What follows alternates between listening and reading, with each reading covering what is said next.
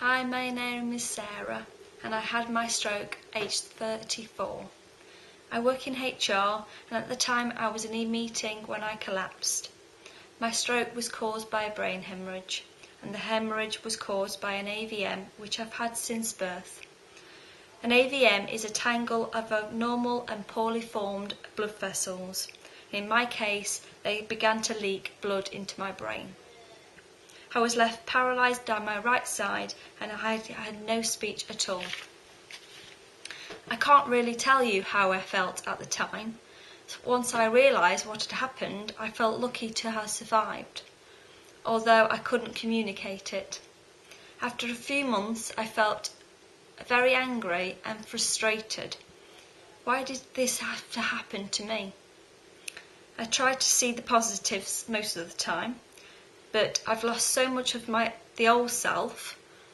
It's difficult.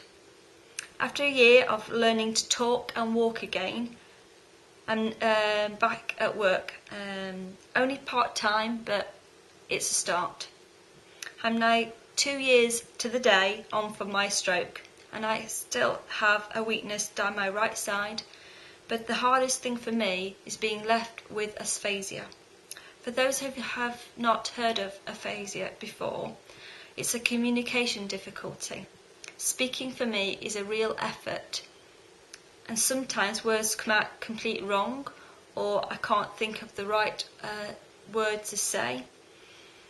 The more tired I get, the worse it is. But I've come a long way and I'm improving all the time. Since my stroke, I've gotten married. I was worried about being able to say my vows, but I did. And I felt it was a really a turning point for me, and it's given me the strength to carry on and keep making improvements.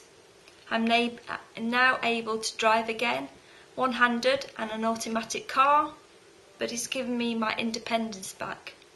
One of the things I miss the most is being able to write, and that's what I'm focusing on for 2014.